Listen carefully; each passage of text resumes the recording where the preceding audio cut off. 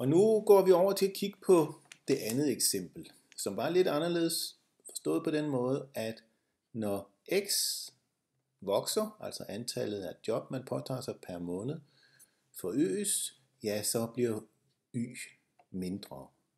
Så falder huslejen.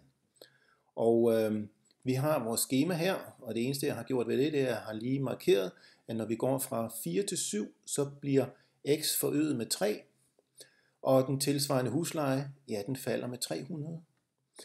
Fordi, ja, altså hvis vi vil finde det, så siger vi 4800 minus 5100. Det giver et negativt tal, det giver minus 300.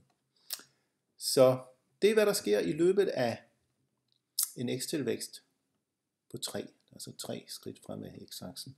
Tog vi kun et skridt frem af x-aksen, altså fra 4 til 5. Altså vores job her, det blev gult, hvis jeg ikke lige sådan der. Okay, så har vi altså en x-tilvækst på 1 her, og ja, når vi så kun tager et skridt af x-aksen, jamen så må den faldet jo være på 100. Så hernede skal stå 5.000, vi siger 5.100 minus 100, det giver 5.000. De er markeret med gult, og det er sådan set meget praktisk, for vi skal bruge det punkt om lidt. Vi har nu fundet ud af, hvad a-tallet er. A-tallet, det var jo den y-tilvækst, der svarede til en x-tilvækst på 1, og den er altså negativ, den er minus 100. Så jeg skriver hernede, så jeg ikke glemmer det, minus 100. Det er vores a-tal. Jeg mangler nu at finde ud af, hvad er b-tallet. Og det er altså begyndelsesværdien.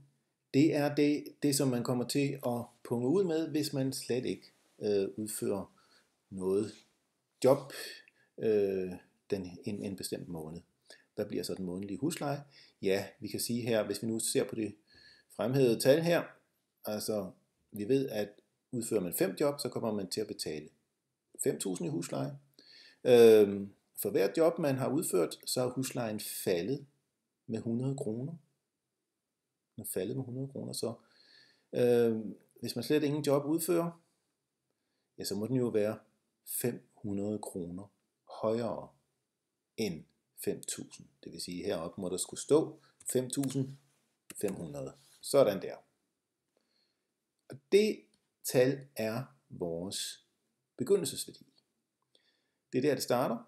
Og det vil sige, nu kan jeg lige skrive, hvad er sammenhængen mellem antal udførte job og den tilsvarende husleje.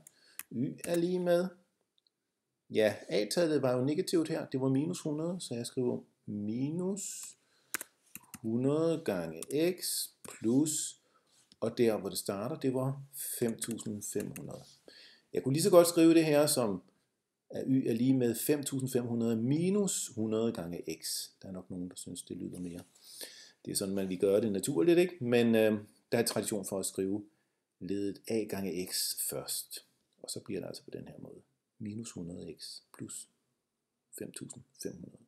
Okay, vi har nu fået besvaret alle spørgsmål til og med det her, hvor vi har opskrevet sammenhængen, den formodede sammenhæng mellem de to variabler. Og nu skal vi lige tjekke, at den her sammenhæng så også passer på et ekstra punkt, hvis der er et ekstra punkt, og der er et punkt her.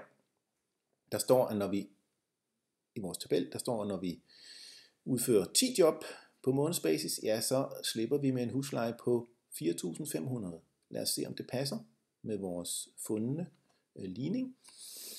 Og der er x jo altså 10, så står minus 100 gange 10, det er minus 1000, plus 5.500. Ja, det er det samme som 5.500 minus 1000, og det giver 4.500. Så igen, pengene passer her. Det er den.